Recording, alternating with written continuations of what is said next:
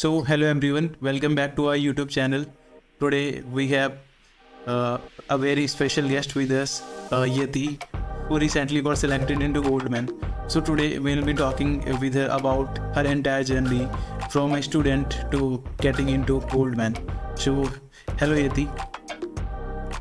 Hi, so my name is Yatish Rai and I'm currently in third year and I'm pursuing my Bachelor's of Technology in Computer Science Engineering from University Institute of Technology IGP में Bhopal. So yeah.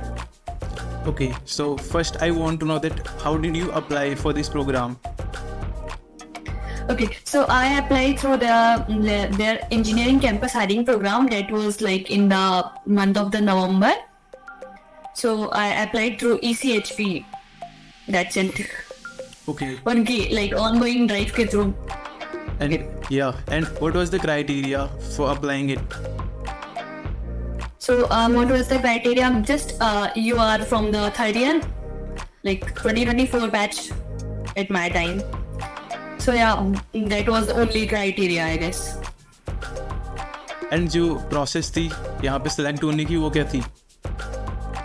Process ये थी कि आपको form fill करना है, then उनकी जो भी राउंड्स होंगे उसके राउंड्स के बाद क्लियर करने के बाद you got selected something.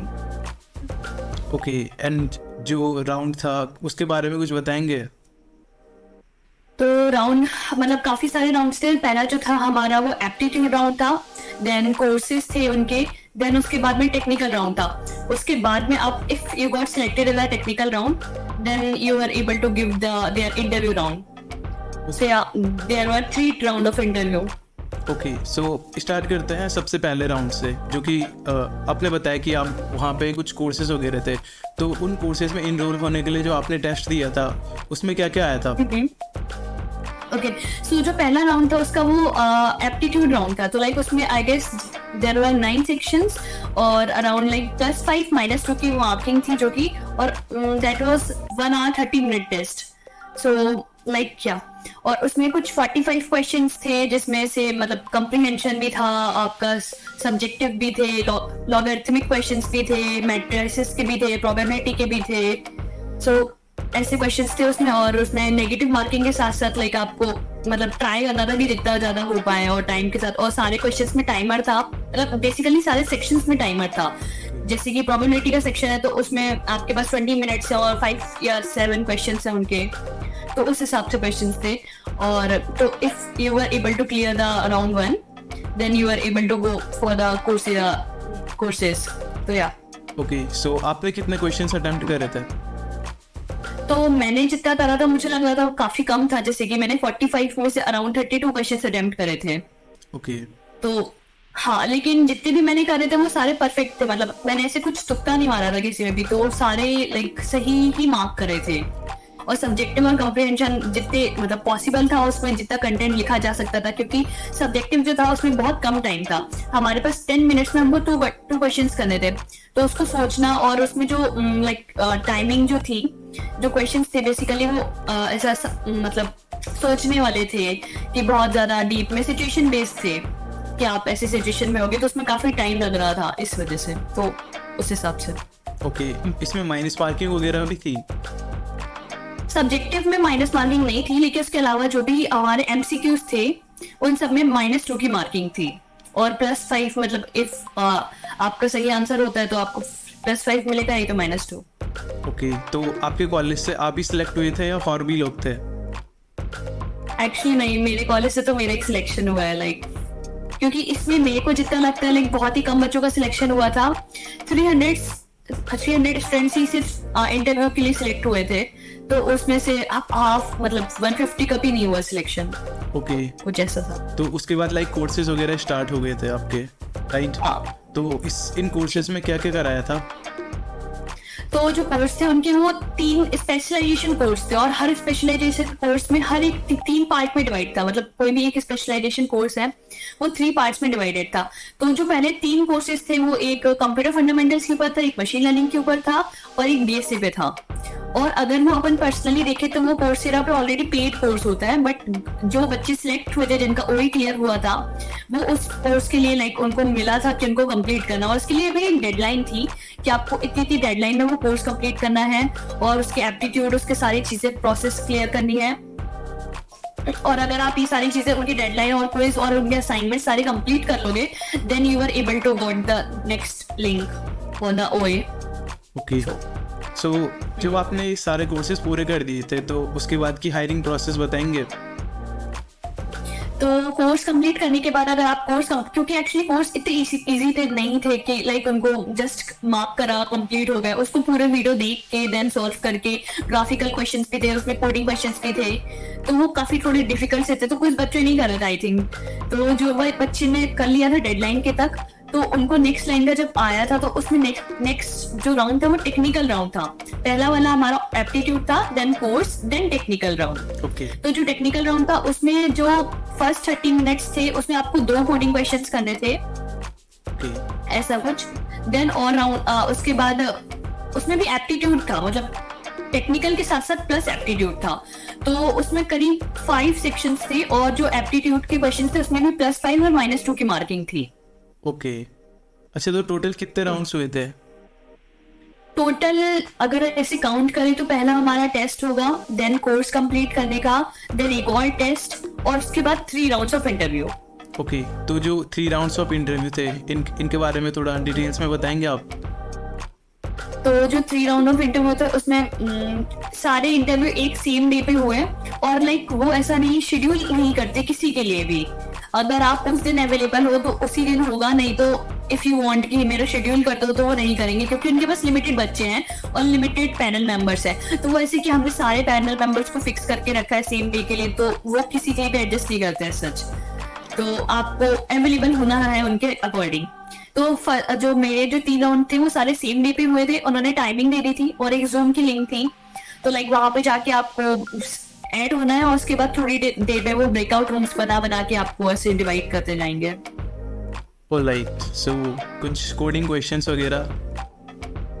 Okay, so like round जैसे हमारा मतलब अगर हम स्पेसिफिक इसमें जाए तो उनका मेन फोकस टीएसए ही था।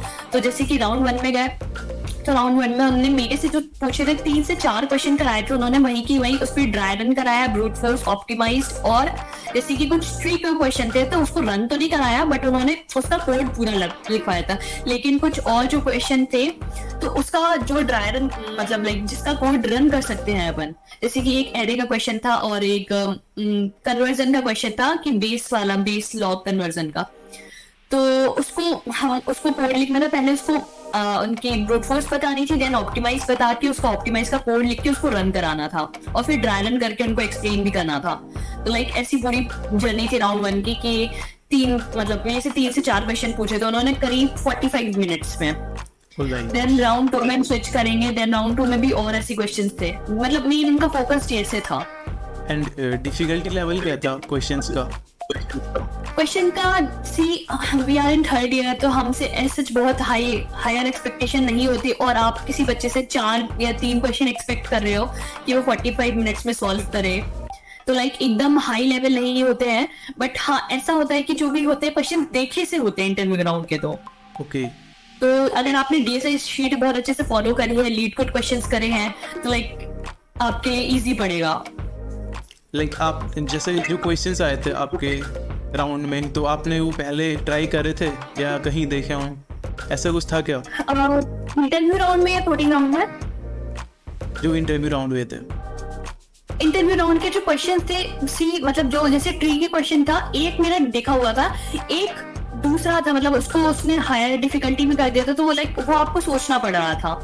तो कुछ देखे होते हैं कुछ बिना देखे होते हैं, लेकिन सिमिलैरिटीज होती है उसमें, तो ऐसा नहीं होता कि बहुत हाई लेवल होते हैं, वो सोचे जा सकते हैं उसके बारे में। जैसे कि ओए में जो आते हैं वो काफी हाई लेवल बना देते हैं और ऐसे होते हैं जो आपने कभी देखे भी नहीं होते हैं, लेकिन इंटरव्यू में हम ऐसे एक्सपेक्ट कर सकते हैं जो आपने कहीं ना कहीं कभी ना कभी देखे होंगे अगर अच्छे से प्रैक्टिस करिए तो। ओके, एंड एप्टीट्यूड में किस टाइप के क्वेश्चंस आए थे? एप्टीट्यूड में लाइक जैसे अपन सॉल्व करते हैं 11th-12th के टाइम पे, जैसे कि रेशियो वाले क्वेश्चंस मान लो कि मेन वुमेन वर्क कर रहे हैं तो कितने दिन में कितना काम करके दे पाएंगे, या प्रोबेबिलिटी वाले, और मेट्राइसिस की भी कॉमन थे कि एक्स और वाई की वैल्यू फाइंड आउट करो, और कुछ डीवीएमएस के क्वेश्चंस थे, क्वेरीज के ऊपर भी थे, और लॉगरिथमिक वाले क्वेश्चन की लॉग बेस एक्स है और उसकी ये सब है तो एक्स की वैल्यू फाइंड आउट करो। तो ये सारे क्वेश्चंस थे। ऑलराइट, एंड पजल वगैरह के भी आए थे क्या कुछ क्वेश्चंस? पजल वगैरह के तो एप्टीट्यूड में नहीं थे, सच इंटरव्यू में थे एक आध। जैसे कि एप्टीट्यूड में हमारे ये और थे 3D डायमेंशन वाले भी थे कि जैसे कि फिगर बता दिया है कि इसका 3D फिगर क्या होगा, मतलब 3D व्यू में वो कैसा दिखेगा, बेसिकली फ्रंट फेस क्या होगा, बैक फेस क्या होगा, कुछ ऐसे क्वेश्चंस भी थे। Okay, so after clearing 3 round of interviews, you got mail of selection. Actually नहीं, मेरी जो जर्नी थी वो काफी डिफरेंट रही थी कि मेरे को 3 इंटरव्यू राउंड के बाद भी सिलेक्शन मेल नहीं आया था। Like I was expecting the selection mail because मेरे 3 राउंड अच्छे गए थे और इंटरव्यूअर भी इम्प्रेस था, लाइक मेरा 3rd राउंड का। तो मेरे को लग रहा था कि सिलेक्शन मेल आएगा, but still I got the rejection mail. But after some time like that was like काफी अनएक्सपेक्टेड था। बट थोड़े टाइम बाद लाइक 20 डेज थे, अराउंड 20 डेज, हाँ, तो उसके बाद मेरे को अगेन सिलेक्शन मेल आता है कि लाइक ओके। फिर मेरे को एचआर का कॉल भी आया था से, सो दे टोल्ड मी कि उनकी हायरिंग प्रोसेस अभी भी कंटिन्यू थी और उनके डिस्कशन चल रहे थे। तो like I was on the top waiting list, so I got the chance. So that's the journey. काफी अनएक्सपेक्टेड थी, लाइक ऐसा होता नहीं है रेयरली, मतलब बहुत ही ज्यादा रेयरली होता है ये सब कि 1% चांसेस होते हैं। राइट, तो अगर अभी किसी को रिजेक्शन मेल आता है तो स्टिल देयर आर चांसेस। हाँ, स्टिल देयर आर चांसेस कि उनको उम्मीदें नहीं छोड़नी है वो, और कभी भी ऐसे गिव अप नहीं करना चाहिए। क्योंकि क्या होता है कि आपका कभी मान लो जीएस में नहीं होता है, गोल्डमैन में किसी का नहीं भी हुआ तो उसका कहीं से और कंपनी में होगा, तो आपको लाइक वेट करते जाना है कि कभी तो आपका ऐसा होगा कि आपने तो अपना 100% दे दिया, लेकिन sometimes it depends on their situation too कि उनको कितने हायर करने हैं, कंपनी में कितनी वैकेंसी है, ऊपर से अभी तो अपना रिसेशन चल रहा है तो रिसेशन की वजह से हायरिंग फ्रीज है। राइट, तो बहुत सारी सिचुएशन और बहुत सारी कंडीशन होती है कि आपको लेकिन मतलब नेगेटिव होके गिव अप नहीं करना चाहिए उस पर। जैसे कि मैंने भी काइंड ऑफ सोच के बहुत ज्यादा हो गया था कि मतलब रिजेक्शन मिल आ गया इतनी मेहनत के बाद, इतने राउंड क्लियर करने के बाद, but still there will be chances. So okay, so आपने प्रिपरेशन कैसे की थी गोल्डमैन की? तो लाइक स्पेशली मैंने कभी भी ऐसा एक कंपनी को लेकर टारगेट नहीं करा, तो जो मेरी प्रिपरेशन थी वो कुछ ऐसी थी कि उसमें मैंने इंटरव्यू के लिए ज्यादा फोकस करा था। क्योंकि कभी कभी ओए में हम गारंटी नहीं ले सकते, ओए की हम प्रिपरेशन कर सकते कि जैसे कॉम्पिटिटिव प्रोग्रामिंग करके, तो जो कि मैंने करी भी है। उसके अलावा ओए के लिए आप कभी कभी क्या होता है उस मोमेंट पे क्वेश्चन बन रहा है और कभी कभी नहीं बन रहा है, तो हम रिस्क मतलब वो उस पर रहता है थोड़ा डिपेंड। तो मैंने इंटरव्यू के लिए जो प्रिपरेशन करी थी वो डीएस से सॉल्व मतलब डीएस से प्रैक्टिस करी थी, डीएस को शीट फॉलो करी थी, लीड कोड क्वेश्चंस करे थे। तो मेरा फोकस ये था। और रही बात एप्टीट्यूड की, तो एप्टीट्यूड जब मतलब इंटरव्यू मतलब जब टेस्ट था तो उसी के टाइम पे मैंने थोड़ा बहुत प्रैक्टिस करी थी, जैसे कि कुछ सॉल्व क्वेश्चन प्रीवियस लोगों से पूछ के, और जो मतलब स्टूडेंट्स दे चुके हैं लास्ट ईयर के, उनसे पूछ के कि कैसे करते, क्योंकि हमारे जैसे टायर 3 कॉलेज में ऐसा कोई सीनियर नहीं था हम गाइड करने वाला कि ऐसे पूछते हैं, ये करते हैं, वो करते हैं। तो मैंने लिंक्डइन के थ्रू लोगों से कांटेक्ट करके और पता करा कि ऐसा पूछते हैं, ये सारी चीजें। ओके, तो आपके इंटरव्यूज राउंड में ओएस, डीबीएमएस और इस तरह के सब्जेक्ट्स भी आए थे? हाँ, मतलब देखो मैंने जैसे बोला कि इंटरव्यू में सिर्फ डीएसए नहीं पूछा गया था, तो जैसे मेरा first round dedicated to DSA था, बट जब मेरा सेकंड राउंड हुआ था तो उसमें मेरे से पजल्स भी पूछी थी, मेरे से क्वेरीज भी पूछी थी, मतलब डीवीएमएस भी पूछा था और टेबल टाइप क्वेश्चन भी पूछे थे, एसक्यूएल क्वेरीज भी पूछी गई थी। तो लाइक और भी चीजें पूछी जाती है, ओएस भी पूछा जाता है थोड़ा बहुत। उन्होंने बेसिक क्वेश्चन पूछे थे जैसे कि स्पेशलाइज वो सीरियलाइजेशन और एंटिटी रिलेशन मॉडल, जैसे ईआर मॉडल, ये सारी चीजें डीबीएमएस में पूछी थी और बाकी क्वेरीज पूछी थी। तो लाइक एज सच मैंने डीबीएमएस की प्रिपरेशन बस बेसिक जो हम कॉलेज में पढ़ते हैं उससे भी हो जाता है। ओके, एंड आपने जो डीएसए शीट्स वगैरह थी वो किसकी फॉलो करी थी? तो डीएसए शीट तो मैंने जो फॉलो करी थी पहले लाइक स्ट्राइवर की करी है, मेन जो मेरा फोकस था स्ट्राइवर की डीएसए शीट, उसको लाइक 2 बार मैंने पूरा सॉल्व करा हुआ है। बाकी 3rd टाइम मैं चल रहा था बट टाइम नहीं मिल पाया था सच। और उसके अलावा लंबर की भी देखी थी मैंने, अश कोयल की भी देखी हुई थी, बट देखी से मतलब सॉल्व नहीं कर पाई थी क्योंकि इतना टाइम नहीं मिल पाया। तो मेरा मेन फोकस स्ट्राइवर पे ही था क्योंकि इसके क्वेश्चंस बहुत ज्यादा थे और कंटेंट भी ज्यादा था इसलिए। ओके, सो आपने प्रॉपरली कब स्टार्ट की थी प्रिपरेशन प्लेसमेंट्स के लिए? प्लेसमेंट्स के लिए तो लाइक मैंने जुलाई के टाइम करी थी, जुलाई last year, July 2022।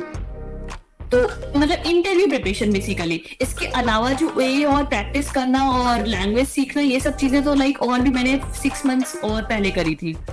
Okay, and आप कॉन्टेस्ट वगैरह भी देते थे क्या? हाँ, मतलब लाइक मैंने कोडशेफ भी करा हुआ है, so I am also a 5-star coder on CodeChef too. So if you want to see my LinkedIn profile then there was. तो लाइक कॉम्पिटिटिव प्रोग्रामिंग तो मैंने सेकंड ईयर से करी थी, तो वो सारी चीजें, वो जर्नी एकदम डिफरेंट थी। लाइक वो इंटरव्यू में हेल्पफुल नहीं होती जितना मैं सजेशन, लेकिन वो बहुत हेल्पफुल होती है कि आपका थॉट प्रोसेस चेंज हो जाती है उससे। लाइक आप कॉम्पिटिटिव प्रोग्रामिंग देते हो तो मतलब कॉन्टेस्ट देते रहते हो तो आइडिया मिलता रहता है कि किस टाइप के क्वेश्चंस होते हैं। और क्या होता है कि जैसे हम नीट कोड क्वेश्चन सॉल्व करते हैं तो उसमें जब हम क्वेश्चन पढ़ते हैं तो वो बहुत शॉर्ट एंड क्रिस्प होता है कि लाइक एक लाइन में उन्होंने पूछ लिया सम ऑफ 2 नंबर्स करके बताओ ना, हम करके दे देंगे। लेकिन जब आप कॉन्टेस्ट देने बैठते हो, कोडशेफ पे या किसी चीज पे कॉन्टेस्ट देते हो, तो क्या होता है, उनका एक पैराग्राफ क्वेश्चन होता है, तो आप पहले तो इतना लंबा क्वेश्चन देख के डर जाते हो। लेकिन जब आप कॉन्टेस्ट देते हो तो आपको एक आइडिया मिलता है कि अरे ओके, इतना लंबा क्वेश्चन में पूछा क्या उन्होंने, सम ऑफ 2 नंबर्स ही, तो थोड़ा आइडिया मिलता है, नई नई चीजें सीख पाते हो आप। Okay, I have a question कि जैसे हम कॉम्पिटिटिव प्रोग्रामिंग करते हैं तो जो थॉट प्रोसेस होता है क्या ये रियल लाइफ में भी हेल्प करता है? रियल लाइफ में हाँ, ऑफ कोर्स, मतलब आपकी थिंकिंग एबिलिटी बढ़ाता है ये कि आपने किस क्वेश्चन को किस वे में लिया। लाइक वो क्वेश्चन देखने में से बहुत डरावना या लर्निंग लगेगा, लेकिन जब आप उसको पढ़ोगे और उसके बारे में और डीप में सोचोगे तो लगेगा कि नहीं, इतना मुश्किल भी नहीं था। और रही बात रियल लाइफ में, तो रियल लाइफ में ये कि आपकी थिंकिंग प्रोसेस बढ़ रही है और आप सोचने नए नए तरीकों से सोच पा रहे हैं क्वेश्चन को। उस क्वेश्चन के 2 से 3 मेथड सोचने के लिए आप फोर्स कर रहे हो अपने आप को हर बार नई नई चीजें और सोचने के लिए। तो like it will be helpful in your real life too. Okay, and आप एक दिन में कितने घंटे पढ़ते थे? ये काफी लाइक सब्जेक्टिव सा क्वेश्चन है। लाइक ऐसे फिक्स नहीं कह सकते जब आप कॉलेज लाइफ स्टूडेंट होते हो, क्योंकि क्या होता है कि कुछ दिन बहुत ज्यादा हेक्टिक हो जाते हैं, कुछ दिन ऐसा रहता है। जैसे कि जब मेरा सेमेस्टर ब्रेक था, क्योंकि वो तो 1 महीना फ्री रहता है, तो उसके लिए मैं पूरा ऐसे बता सकती हूँ कि उसमें करीब ऐसा रहता था कि आप एक दिन का टारगेट सेट करो। जैसे कि मेरा था कि मेरे को पहले स्टार्टिंग में मैंने ये टॉपिक चालू करा, मान लो मैंने एरे चालू करा, तो एरे के क्वेश्चन प्रैक्टिस करे। उसके अलावा आधा दिन मैंने ये करा, इसको डेडिकेट करा, जितने क्वेश्चन करने थे 5, 6, 10 एक दिन में, क्योंकि इजी क्वेश्चन है तो आप ज्यादा कर लोगे, मीडियम है तो 2 ही कर पाओगे ऐसा। तो उसके बाद का जो टाइम बच रहा है उसमें आप डीएसए शीट या फिर आपने कुछ और टॉपिक चालू करके रखा, क्योंकि मैं कुछ एक पर्टिकुलर टॉपिक नहीं लेके रखती थी, मतलब 2 चीजें लेके रखती थी कि अगर मैं इस चीज में बोर हो जाऊं तो मैं ये चीज कर पाऊं, ऐसी वाली चीज। Okay, and which was your preferred language for coding? तो मेरी जो मेन लैंग्वेज थी वो C++ थी, कि मैंने C++ से ही चालू करा था और सारी चीजें उसमें, बिकॉज STL होती है और भी चीजें होती है जो आपको इजी बना देती है। और कॉम्पिटिटिव प्रोग्रामिंग जितना सुना है, सब लोग बोलते भी हैं कि C++ में बेटर रहती है, तो इसलिए मैंने C++ चालू करी थी। अच्छा, आपने पाइथन में जाने का नहीं सोचा? पाइथन एक्चुअली हाँ, मतलब लोग बोलते हैं कि इजी होती है, मतलब काफी कम कोड लिखना पड़ता है, क्रिस्प होती है, बहुत सारा शॉर्टकट पड़ेगा, लेकिन मतलब पता नहीं, कॉम्पिटिटिव प्रोग्रामिंग जितना मैंने सुना रहा वो उतना C++ में लोगों ने ज्यादा करा है। और ऊपर से क्या है कि मैंने ऐसा किसी कोचिंग जाके सीखी नहीं है लैंग्वेज, तो जितना मैंने कंटेंट सीखा है वो सब यूट्यूब के थ्रू सीखा है या लोगों के फ्री रिसोर्सेज के थ्रू ही सीखा है। तो अब वो सारा जो मेन कंटेंट था, ये रिसोर्सेज थे, वो C++ में ज्यादा अवेलेबल था। तो ये एक और रीजन भी हो सकता है, बट शायद ये वैलिड रीजन ना हो, लेकिन बट पाइथन मैं सीखना चाह रही थी, बट इतना टाइम नहीं मिल पाया और बस ठीक है। Okay, so any channel which you would like to suggest for students? देखो, वैसे मोस्ट ऑफ द कंटेंट मैं जिसका प्रेफर करती हूँ स्ट्राइवर का या राज विक्रम मेहंदित का करती हूँ, लेकिन उसके अलावा क्या होता है कि जैसे कि कुछ और भी अच्छे यूट्यूबर्स होते हैं, आप सिर्फ एक टॉपिक सिर्फ एक टीचर से नहीं पढ़ सकते हो। अब जैसे मैं हीप्स की बात कर लूँ तो हीप्स मैंने स्ट्राइवर का भी पढ़ा है, उसके अलावा मैंने आदित्य वर्मा उसका भी पढ़ा हुआ है। तो अगर मतलब और भी लोगों के आप सर्च कर करके पढ़ सकते हो, तो एक पे स्पेसिफिक होना मतलब हर इंसान का केस नहीं हो सकता है, तो सबके लिए अलग अलग चीजें रहती है, किसी को किसी टीचर का समझ आता है, किसी को किसी टीचर का समझ आता है। Alright. And what about your projects? Project तो लाइक ऐसा था कि प्रोजेक्ट मैंने जो मेनली करे हैं वो मेरी वेब डेवलपमेंट फील्ड रही है हमेशा से। तो मैंने फ्रंट एंड में और बैक एंड दोनों में ही अपने प्रोजेक्ट्स करे हैं, और जो कि मतलब मैंने खुद से ही करे हैं। उसके अलावा जो अपार्ट फ्रॉम दिस मैंने कॉलेज का कल्चरल ग्रुप और सोसाइटी भी ज्वाइन करके रखी थी, जिसमें भी मेरे को थोड़ी मतलब उसके थ्रू भी मेरे को ऐसे फोर्सफुली बनाना पड़ जाता था प्रोजेक्ट। तो एक ये रीजन और था प्रोजेक्ट ऐड होने का मेरा रिज्यूमे में। ओके, सो कौन कौन से प्रोजेक्ट बनाए थे आपने, लाइक कुछ बताएंगे? सो ओके, तो मैंने प्रोजेक्ट तो एक्चुअली क्या है कि मैंने वेबसाइट्स डिजाइन करी है मेनली, जो कि कुछ वेबसाइट्स मेरी फ्रंट एंड में और कुछ बैक एंड में भी है, ऑथेंटिकेशन और ये सारी जो शायद कुछ लोगों की बेसिक भी हो। लेकिन मैंने फर्स्ट ईयर और सेकंड ईयर में इतना ही बनाया था, सेकंड ईयर तक में। उसके बाद जो मेरा फोकस हो गया था वो डीएसए हो गया था। तो प्रोजेक्ट तो मैंने उस टाइम पे फिर पॉज कर दिया था, क्योंकि इतना टाइम नहीं मिल पा रहा था, कॉलेज भी, डीएसए भी और नीट कोर्स सारा कुछ। ओके, एंड रिज्यूमे किस टाइप से बनाया था आपने? रिज्यूमे जो था मैंने मतलब पहले तो अपन फर्स्ट ईयर में जो रिज्यूमे बनाते हैं वर्ड या डॉक पे बनाते हैं, तो दैट वाज वेरी बेसिक। और आई गेस वो मतलब फर्स्ट ईयर तक तो ठीक है, उसके बाद अगर आप बनाना चाहो तो आपको एक लेटेक्स में बनाना चाहिए बेसिकली। तो आप मैंने जो बनाया था मैंने ओवरलीफ बनाया था, ठीक है। तो like your resume should be 80s friendly, तो वो जरूरी है क्योंकि लाइक चेक होता है बहुत सारे स्टेप्स में, तो दैट इज कंपल्सरी। तो आपने रिज्यूमे में क्या क्या चीजें मेंशन की थी? बेसिकली मैंने जो क्या होता है कि सबसे इजीएस्ट वे जो है मतलब किसी की भी टेम्पलेट चूज कर जो आपको पसंद आ रही हो, तो उसके थ्रू चूज करके डालते हो। जैसे कि एक्सपीरियंस, मेरा जो मेन हेडिंग था, या मैं सबको सजेस्ट करूंगी कि जो एजुकेशन डिटेल्स अपन डालते हैं ना, तो वो बहुत ज्यादा नहीं डालनी चाहिए अपन को। जैसे कि हम कॉलेज में हैं, ये स्कूल टॉप आपने करा हो कि 96% बने हैं या फिर ऐसा कुछ करा है, तो वो अलग चीज हुई कि स्कूल टॉपर थे, आपने डालने जरूरी है। लेकिन उसके अलावा आपके 80% बन रहे हैं या 75 बन रहे हैं, तो that is not important I guess. तो आप जस्ट यूनिवर्सिटी की डिटेल डालो, क्योंकि वो पढ़ने में कोई इंटरेस्टेड भी नहीं है। लोग इंटरेस्टेड इसमें है आपकी स्किल्स पढ़ने में और आपका एक्सपीरियंस पढ़ने में। तो मेरा जो फर्स्ट मोटिव था कि मैं उसमें मतलब एजुकेशन डिटेल्स बहुत कम कर दूं, और जो मेन था कि स्किल्स ऊपर रखूं और प्रोजेक्ट और एक्सपीरियंस, बेसिकली ये 3 चीजें ऊपर रखूं। उसके अलावा बाद में उसके नीचे ऑनर्स एंड अचीवमेंट्स और लाइक आपके और भी चीजें जो भी ऐड करनी हो जिसको, तो ये सारी चीजें सेकेंडरी हो गई।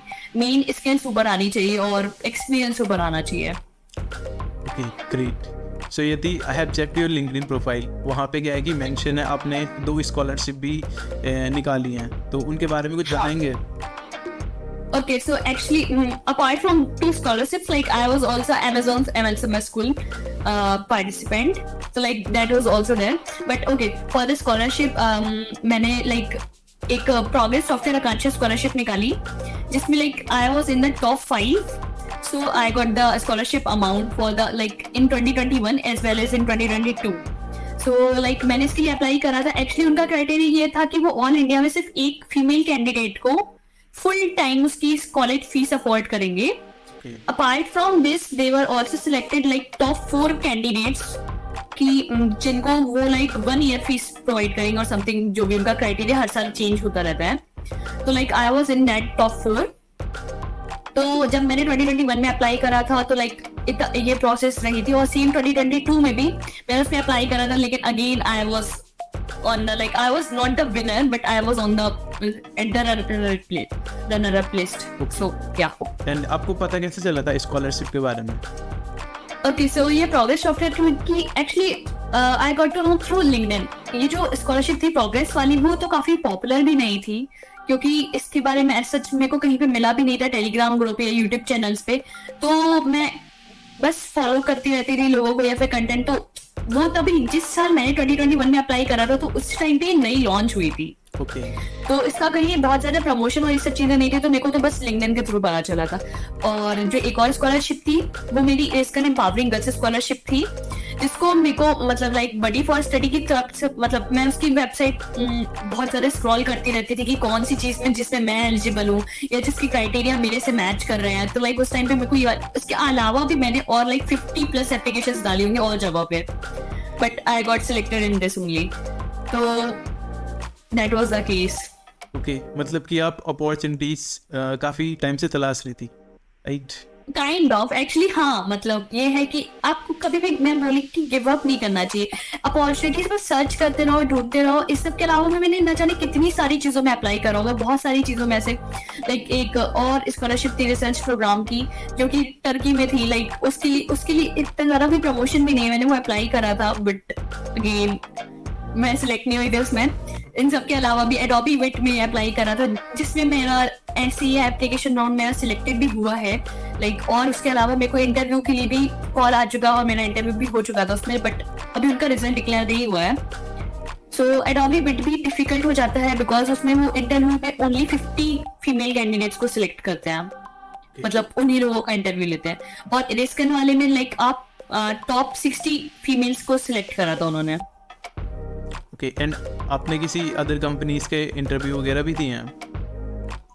हाँ, मतलब लाइक इसके अलावा भी मैंने और भी जगह इंटरव्यू दिए, जैसे अमेजोन में मैंने 2 बार इंटरव्यू दिया था, पेपाल में दिया हुआ है। पेपाल में मतलब 2 राउंड उनके हुए थे सीएमए पे, और उसके अलावा सर्विस नाउ में 3 बार, मतलब बेसिकली एक ही पोजीशन पे था बट उनके 3 राउंड सिलेक्शन हो गया था। उसके लिए भी कुछ डेटा एनालिस्ट की थी या फिर समर एनालिस्ट की थी। एक्चुअली मैंने 2 बार अप्लाई करा था सर्विस नाउ में। एक बार तो मेरा ओए में ही शायद से नहीं हो पाया था, दूसरी बार जब ओए में हुआ था तो उनके 3 इंटरव्यू राउंड होने थे उस पोजीशन के लिए, तो वो तीनों इंटरव्यू राउंड दिए थे। पेपाल में दिए हैं, अमेजोन में दिए हुए हैं, उस सब के अलावा स्कॉलरशिप्स के लिए भी दिए ही है। तो लाइक ये जर्नी थी। एंड ये सारी अपॉर्चुनिटीज ऑफ कैंपस में आई थी? हाँ, एक्चुअली ये सारी अपॉर्चुनिटीज ऑफ कैंपस थी। ऑन कैंपस इस सच हमारे लिए लाइक थर्ड ईयर के लिए तो एज सच कोई अपॉर्चुनिटीज नहीं थी कॉलेज वालों के पास। ओके, एंड आपके कॉलेजेस में कंपनीज वगैरह किस टाइप की आती हैं? कंपनीज तो सच नहीं आती कि हमारे कॉलेज में अमेजोन विजिट कर रही है, गूगल विजिट कर रही है, माइक्रोसॉफ्ट कर रही है, ऐसा कुछ भी नहीं होता है। तो लाइक जस्ट ऐसी सर्विस बेस्ड कंपनीज आती हैं। ओके, सो ये थी हम लोग सेशन को कंक्लूड करने की तरफ हैं, तो आप स्टूडेंट्स को कोई एडवाइस या सजेशन देना चाहोगे प्लेसमेंट प्रिपरेशन के लिए? सो बेसिकली अगर आप लाइक ऑफ कैंपस अप्लाई कर रहे हो तो लाइक ऐसा बहुत ज़्यादा सोच के या एक्सपेक्टेशंस के साथ अप्लाई नहीं करना हमेशा, और क्योंकि कभी भी कुछ भी हो जाता है, जैसे कि इन माय केस टू। और अगर रिजेक्शन मिल भी रहा है तो ऐसा नहीं है कि इस कंपनी में रिजेक्शन मिला तो आपको दूसरे में भी मिलेगा ही मिलेगा, क्योंकि बहुत सारी जगह होगा जहाँ पे आप रिजेक्ट होते रहोगे बट कहीं ना कहीं तो सिलेक्ट हो गई। उसके अलावा फोकस किस पे कर सकते हैं, डीएससी पे मेन फोकस कर सकते हैं अपन, जैसे कि लीड कोड पे क्वेश्चन सॉल्व करना या फिर किसी की शीट फॉलो करना, शीट फॉलो करना। तो ये सारी चीजें मेन का मतलब करी जा सकती हैं जिस पे फोकस करना चाहिए बच्चों को। और इन सब के अलावा ओएस और डीवीएमएस और एप्टीट्यूड और पजल्स, ये 4 चीजें और है जिसपे में फोकस करा जा सकता है। मतलब सेकंड ईयर के हो तो ठीक है कि ये सब चीजें नहीं पूछी जाएंगी, लेकिन अगर आप थर्ड ईयर में हो और किसी कंपनी के इंटरव्यू में देने बैठ रहे हो तो पजल्स, ओएस और डीवीएमएस ये तीनों चीजें भी एक्स्ट्रा आनी ही चाहिए, क्योंकि मतलब ये ऑब्वियस है कि ये पूछा जा सकता है। लाइक ये चीज और ओके, मतलब ये चीजें कभी भी पूछ सकता है। हाँ, ये चीजें लाइक ऐसा उनको लगता है कि ये तो आपको आनी ही चाहिए, ये कभी भी ऐसा नहीं होगा कि अरे ये तो कहीं पे मैंने पूछा ही नहीं या पता ही नहीं कर पाया, या ये किसी के सीनियर से तो पूछा ही नहीं था, मेरे से कैसे पूछ लिया, ऐसा नहीं होगा। मतलब ये तो कभी भी कोई भी पूछ सकता है। ओके, तो थैंक यू यति अपना प्रीशियस टाइम हमें देने के लिए, and it was such a nice talking to you. Like हमें काफ़ी कुछ सीखने को मिला आपकी जर्नी से, लाइक जैसे कि रिजेक्शन के बाद भी सिलेक्शन हो सकता है, एंड जिस तरह से आपने राउंड्स वगैरह क्लियर करे, तो काफ़ी कुछ बच्चों को सीखने को मिलेगा इससे, and they will get motivate. So thank you again for coming into our session. Thank you कि मेरे को ऐसा प्लेटफॉर्म प्रोवाइड करने के लिए जिसमें मैं ऐसे लोगों को सजेस्ट कर सकूं, अपने आइडियाज बता सकूं और अपनी जर्नी बता सकूं बेसिकली। और हाँ, ऑल द बेस्ट सभी लोगों को कि भाई मतलब ऐसे गिव अप नहीं करना हर बार कि मतलब सिलेक्शन भी हो सकता है रिजेक्ट होने के बाद भी, so there are always a chance. तो बस हमको अप्लाई करते जाना है और अपना बेस्ट देते जाना है।